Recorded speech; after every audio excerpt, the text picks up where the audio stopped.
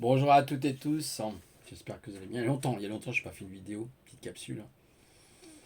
Alors, ouais, on va parler un peu, enfin, on va parler, ça serait une capsule, je pense, pas trop longue, hein. Tout simplement, actuellement, notre cher président s'est présenté avec un t-shirt avec une chouette, hein. Alors, tout le monde, un dialogue sur la chouette. Alors, on va regarder un petit peu, justement, ce qu'elle peut représenter, que ce soit au niveau symbolique, au niveau zoologique, hein. Donc, ce qu'est la chouette en réalité, voilà. J'ai entendu Philippe Gendroy dire que la chouette ça annonce la mort aussi. Ouais, enfin bon, ça annonce le diable, oui, les sorciers peut-être, mais pas que ça, pas que ça. Donc c'est toujours pareil, c'est une interprétation qui est faite des choses. On est toujours dans l'interprétation. Par contre, je vais, je vais vous l'annoncer tout de suite, c'est très rigolo. Sachez que monsieur, effectivement, Macron est du signe du Sagittaire. Hein, n'oubliez pas, il est Sagittaire. Et là, qu'est-ce que représente la chouette, notamment dans l'animal totem. Il nous est dit qu'en astrologie, la chouette est considérée comme l'animal totem du Sagittaire. Ah, et Monsieur Macron est du signe Sagittaire. Vous voyez, donc c'est au niveau totem, c'est la chouette. Alors oui, vous allez me dire, bah oui, mais ça représente aussi le Bohemian Club, hein, le Bohemian Club qui est en Californie, je crois.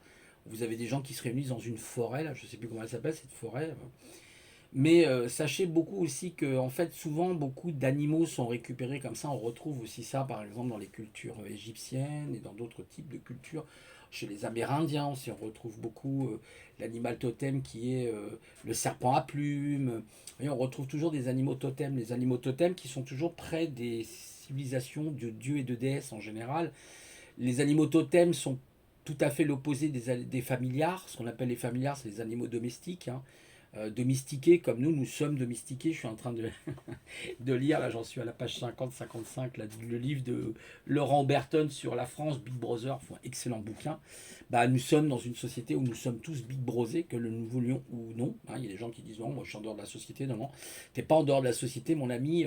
Tout le monde est Big Brosé plus ou moins. C'est comme ça. Bon. Euh, En fait, c'est un rapace qui aime le campagnol, a priori, donc c'est ce que nous dit la fiche Wikipédia. Alors, bon, Wikipédia, alors c'est pas, non, c'est pas Wikipédia. Wikidia, je crois. Ah oui, c'est Wikidia, c'est un autre truc, en fait, c'est assez intéressant. Donc la chouette, vous voyez, c'est un rapace nocturne de la famille des strigidés. Voilà. Elle se dirige donc elle se distingue des hiboux parce que les hiboux, ils ont des petites cornes sur la tête, c'est très rigolo. Par le fait qu'elles n'ont pas d'aigrettes sur la tête, c'est-à-dire de plumes, de petites plumes en forme de cornes qui dépassent de la tête. Vous voyez, des hiboux par exemple. C'est ce qu'on, effectivement, on appelle souvent les oreilles du hibou. Il existe de nombreuses espèces de chouettes. Alors, n'allez pas croire non plus, c'est les cornes du diable, hein, parce que j'entends beaucoup ça. Pareil, hein, c'est les animaux à cornes souvent sont très représentés dans le satanisme, hein. Le satanisme, hein, je rappelle, ça vient de Satanama. Et oui, il faut faire des recherches, c'est toujours pareil. C'est comme arien, ça vient de aria. Bon, bref, on pourrait épiloguer très longtemps, mais les gens ne lisent pas, ne cherchent pas à comprendre. Qu'est-ce que vous voulez que je vous dise? Si vous gobez tout ce que disent les gens comme ça, sans vous-même faire des recherches, si on ne fait pas soi-même ses propres recherches, sa propre investigation, on ne pourra jamais comprendre les choses. Donc c'est important que vous ayez votre mode de fonctionnement à vous, votre intuition, votre intelligence intuitive, mais aussi culturelle, qui va vous permettre de comprendre qu'il y a beaucoup d'arnaques qui sont utilisées à mauvais escient.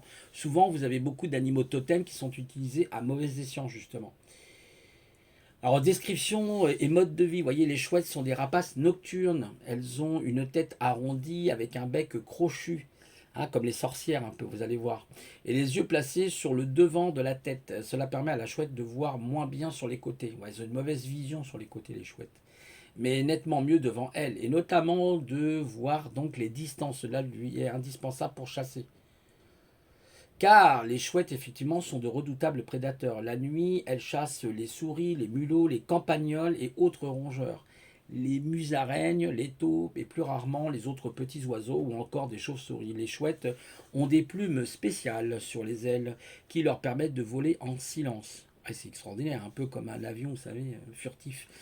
Avec leurs pattes armées de serres, elles capturent et tuent leur proie qu'elles mangent ensuite. En été, la chouette mange 70% de campagnols. Ben, il va être content Christian Dombas qui habite à Campagnol. Je crois qu'il y a une petite ville en France qui s'appelle Campagnol, justement, c'est rigolo.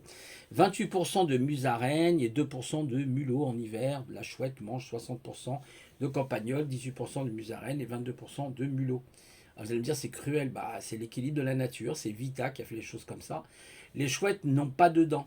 Elles avalent en fait leur proie en entier. Waouh, incroyable. Mais ne peuvent pas digérer les os, les dents, les poils évidemment ou les plumes, comme les autres rapaces. Les chouettes donc recrachent tous ces éléments après la digestion sous forme de boulettes appelées les pelotes de réjection.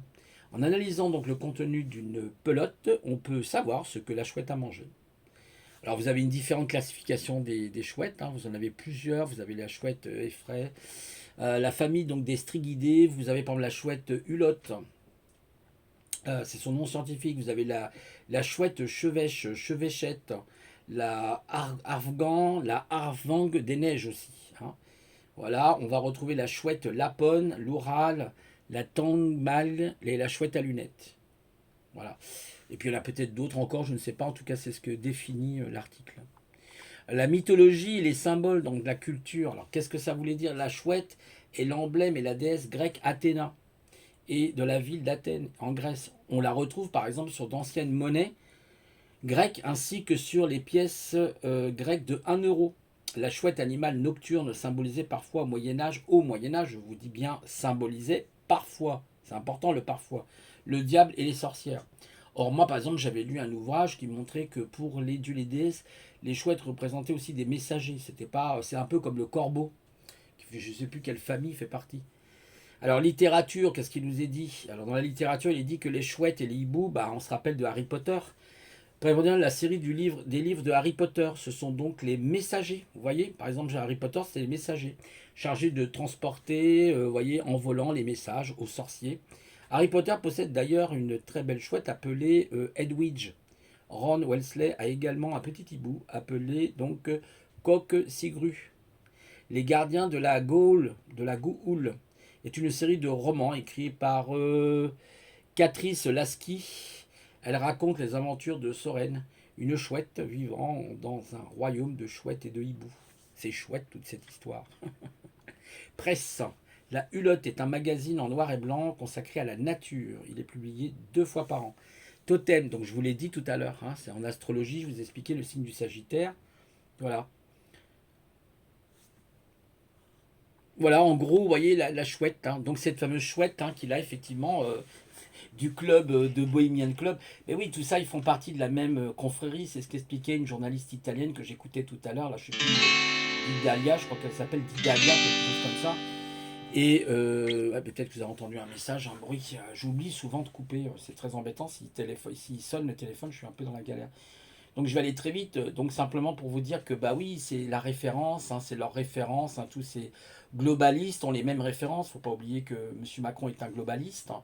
Voilà, et que bah, tout ça ce sont des criminels, les eugénistes, avec ce qui est en train de se passer actuellement. Il y a eu un médecin là qui est intervenu sur un enfant de 12 ans qui a eu deux inoculations de fait de Freiheit. Est-ce que je veux dire, hein, comme en Allemagne. On a Madame Merkel qui commence à prendre des restrictions sur les noms. Hein, vous voyez ce que je veux dire. Donc voilà, c'est ça. Ils nous font la guerre. Ils nous font la guerre. Bon, ils veulent la guerre, ils vont l'avoir, mais ils vont pas la gagner. Vous inquiétez pas, ils la gagneront au début, mais à la finale, c'est nous qui la gagnerons. Vous inquiétez pas. De toute façon, tout ça, c'est prévu par le monothéisme. Hein, les masques, la marque de la bête. Nous sommes en guerre, hein. Rappelez-vous ce que vous a dit votre cher président, mais il a précisé aussi que la bête est là. Alors, les gens n'ont pas compris qui était la bête. Bah, la bête, c'est la Révélation, chapitre 13, versets 1 à 17 ou 18. Je me suis même trompé, j'avais dit de 1 à 10, non, ça va jusqu'au verset 17-18, hein, avec le nombre 666. Bah oui, comment ils pouvaient savoir ça? C'est bizarre, hein. Tiens, c'est marrant quand même. Tiens, ils sont au courant de beaucoup de choses, tous ces gens-là. Bah oui, mais tout ça, c'est monté de toutes pièces. C'est comme ces religions, elles sont montées de toutes pièces. C'est pour vous soumettre comme ils l'ont fait, par exemple, au Moyen-Âge, avec l'Inquisition catholique, avec Torquemada, c'est ce qu'ils ont fait. Encore les mêmes, hein, c'est toujours les mêmes, hein, c'est la Rome qui a pris un aspect un peu plus moderne, que j'appelle la nouvelle âge néo-romaine. Vous voyez, on le retrouve, hein, toutes ces choses, il suffit de faire des recherches. Hein, il n'y a pas besoin d'être naïf pour comprendre ça. Alors aujourd'hui, bah, ils utilisent quoi? Bah, ils utilisent la trilatérale, l'Obéimian Club, le groupe Bilderberg, les instituts CANSET, voilà, tout ça, les multinationales qui sont liées, l'OMS, l'OTAN, voilà, tout ça, c'est la même cirque, c'est le même cirque. Lisez d'ailleurs, justement, si vous lisez Révélation chapitre 13, verset 17, on nous parle de bêtes sauvages, hein, avec 10 cornes, 7 têtes et 10 cornes, bah c'est ça, ça représente tout ça. Ça représente la fausse religion, Babylone la Grande, qui n'a rien à voir avec la vraie Babylone, hein, qui était la Babylone magnifique, hein, Babylone celle des jardins suspendus. Là, on parle de Babylone la Grande, après que Marduk soit parti. Vous avez toutes ces histoires, en fait, hein, qui sont encore une fois de plus récupérées par ce qu'on appelle les opposants, hein, les opposants à la vie, les opposants tout simplement à la vie, à Vita. Hein. Bon, c'est Vita qui expérimente aussi, je pense, quelque part, parce qu'elle fait des fois des mauvaises expériences. Et elle s'aperçoit qu'elle a fait des conneries. Vita, c'est la vie, hein, voilà. Bon, est-ce que le mal peut exister sans le bien sans le mal? C'est une grande question que je vous pose. Voilà, donc c'est comme ça. Bah, on est dans un entonnoir actuellement. Ça va être très compliqué pour chacun d'entre nous. Vous avez bien compris où ils veulent nous amener. Ils veulent nous amener dans un contrôle absolu et total, comme dans Matrix. Hein. Rappelez-vous, dans Matrix, pour un contrôle absolu de l'humanité, bah, puiser l'humanité, vous avez bien compris, transférer en fin de compte l'homme dans un monde numérique, le numériser en quelque sorte. Hein. Vous avez une partie, comme disait Morpheus dans Matrix, tu es la signature numérique. Hein. Nous aurions une signature numérique, il paraîtrait, dans notre corps. Donc voilà, nous serions la signature numérique et nous allons tenir bientôt dans une capsule, hein, qui fait à peine 1 centimètre de hauteur. Toute l'humanité tiendra là-dedans, hein, pourquoi pas, avec grâce aux nanoparticules. Donc voilà, donc tout ça, ce sont des projets funestes, hein, pour l'humanité, c'est pour réduire aussi la population. Voilà, arrêtez de rêver, arrêtez de vivre. Quand j'entends des gens qui me parlent de bonheur, ça me fait vraiment trop rire. On parle de bonheur dans un monde où les choses vont mieux. Voilà, on parle pas, on peut pas, on peut toujours vivre son bonheur, bien sûr, mais c'est une illusion quand même, parce que les choses vont vous rattraper tout simplement. Voilà, donc c'est tout ce que je voulais dire. Ça faisait longtemps. Eh ben, plein de courage à vous. Je vous conseille la lecture de Laurent Berton, hein, La France, Big Brother, le mensonge, c'est la vérité. Voilà, hein, c'est l'histoire un petit peu. Il résume l'histoire de George Orwell, hein, de 1984, qui est excellent. Vraiment un livre. Moi, j'ai été pris dans la lecture là tout à l'heure. Je me suis même pas rendu compte. Je suis arrivé à la partie 2 qui parle le monde perdu, le monde des parties justement. Le monde des pas de partie, il y en a un qui paraît qu'il a pas de partie, là, monsieur, je sais pas quoi. Pareil, YouTube, ça me fait rire. Tous les gens me font rire maintenant. Moi, je vous dis honnêtement, je fais beaucoup moins de vidéos parce que bah, j'ai pas trop envie de donner mes pensées aux gens. Je trouve que ça sert pas à grand chose aujourd'hui. J'ai le sentiment que donner ses pensées, c'est donner quelque part une part de secret qu'on a en soi. Et les gens, bon, bah, ils vous parlent, oui, de manifestation, tout ça. Non, non, c'est plus. Là, on n'est plus dans le concept de la manifestation aujourd'hui. On est plutôt dans une forme d'insurrection. Peut-être intelligente, hein. J'ai pas dit qu'il faut aller tuer les gens, il faut aller les arrêter. Tant qu'on n'arrêtera pas ces criminels internationaux, ben on en sera là, c'est tout. Tant que les Mark Zuckerberg et tous ces gens ne seront pas arrêtés officiellement, bah voilà, on continuera de nuire. Ce sont les têtes pensantes, hein, c'est eux qui possèdent l'argent, c'est eux qui possèdent le capital pour manipuler les masses médias, pour manipuler les politiques, pour manipuler le monde de la médecine. Voilà, ils font un peu ce qu'ils veulent. Donc quand vous ne comprenez pas ça, tant que les gens ne comprendront pas ça, ça sera comme ça. C'est ce qu'explique d'ailleurs très très bien Laurent Oberton, justement. Euh, où il explique, bah, nous sommes nés en fait dans un monde où voilà, on nous a mis esclaves dès notre naissance, hein, avec l'argent, ils manipulent tout avec l'argent, ils achètent les gens. Là, je lisais justement tous les scandales entre l'affaire Cahuzac et tout, Alexandrie Beghini. Vous en avez plein de scandales comme ça. Vous avez eu l'affaire, bah, il y a l'affaire Eric Moratini qui voulait pas être dans la politique. Rappelez-vous, il y a 2 3 ans, il disait moi politique, jamais. Jamais, moi, politique, regardez aujourd'hui les gardes des Sceaux, vous voyez, c'est très rigolo. C'est comme Madame Bachelot, rappelez-vous, la Bachelot, hein, qui a fait le H1N1. Tout le monde a encore oublié ça, ils ont des petites mémoires, les gens. Les gens, j'ai l'impression qu'ils ressemblent aujourd'hui à des poissons rouges qui ont fait le tour du bocal, et qui se rappellent même pas qu'ils ont fait le tour du bocal. Bah, vous rappelez-vous, en 2009, hein, quand elle avait commandé des millions de doses, hein, qui sont restées d'ailleurs, bah, pour les contribuables français, ben, super, génial, et qui, en fin de compte, elle-même est pharmacienne, d'ailleurs, je crois qu'elle a une formation de pharmacienne, hein. Tous ces magouilleurs, hein, tous ces espèces d'escrocs, hein, qui ont signé avec Loki. Hein. C'est Loki qui signe avec les géants, n'oubliez jamais ça. Hein. Quand vous regardez Thor, hein, son frère, son demi-frère, c'est même pas son frère, c'est son demi-frère. En fait, c'est l'histoire d'Anu avec Enki et Enlil, hein, c'est exactement pareil. Vous reprenez l'histoire, ben, tout simplement, de Odin qui représentait, voilà, en réalité, qui représentait Enki. Et vous avez cette histoire entre, effectivement, Thor, hein, qui est Marduk, en fait, et puis qui est le fils d'Enki, en réalité, vous voyez. c'est pas tout à fait la même chose, mais on retrouve ce Anu, justement, ce dieu Anu, vengeur, qui a en fait un enfant légitime, il a un enfant d'une autre femme, donc forcément Enlil est son demi-frère, comme Loki était, je crois, le demi-frère de Thor, vous voyez. Donc faut comprendre ça, c'est... Rappelez-vous la mythologie, intéressez-vous à ces domaines, vous allez tout de suite comprendre que Loki a toujours signé avec les géants. On le voit dans les films d'ailleurs, hein. Tout est lié, tout est lié. Et là aujourd'hui, on a affaire à un complot monothéiste, hein. D'ailleurs, pourquoi monothéiste? Nouvel ordre mondial, unique, hein. La chose du un, la théorie du un, encore la théorie du un. Toujours le un, nous sommes le tout, le grand tout, le petit tout dans le grand tout, etc. etc. C'est-à-dire leur nouvel ordre mondial, pour eux, ça représente, si vous voulez, l'apothéose, ça représente la singularité, ça représente le summum, hein, de la singularité. Voilà, mais sauf que ça ne tiendra pas parce que la nature a horreur du vide, la nature a horreur du un. La nature, c'est plusieurs choses, c'est pas qu'un. Il y a plusieurs, ça s'appelle la pluralité. Et cette immonde création va disparaître à un moment ou à un autre. Il est parlé de 42 mois, d'ailleurs c'est assez étonnant. Justement, il est parlé de 42 mois. Alors le 42 mois, est-ce que ça prendrait pas effet au moment de la... Vous voyez ce que je veux dire? Donc 42 mois, ça fait beaucoup de mois, ça quand même, hein. Dans un mois, il y a 12 mois. Donc vous voyez, 12 multiplié par 3 3 fois 2 6 ça fait 36. 46, ouais, ça fait presque 3 ans, hein, 3 ans et demi, ouais, c'est ça. 3 fois 2 6 3 fois 1, ça fait 36 mois. 36, ça fait 40, ça fait 4 mois, 4 5 6, ouais, c'est ça, 3 ans et demi. 3 ans et demi de quoi? Eh ben, de grandes tribulations. Voilà, donc là, ça y est, ça commence à partir de maintenant. Eh ben, ça tombe à 2000, ah ben, ouais, 22, 23, 24, 25, voilà, 2025, c'est ça, c'est ce que je dis. Ça va vraiment commencer. Alors 2022, alors attendez, 22, donc 23, 24, 25 plus la moitié à peu près de l'année 2021. Vous voyez? Ah, tiens, c'est marrant. Ah, bingo, 42 mois. Tiens, putain, c'est... Alors, ils ont commencé, il me semble, quand même en 2020, la picouse. Enfin, ils ont commencé là, voilà, vous avez compris, hein.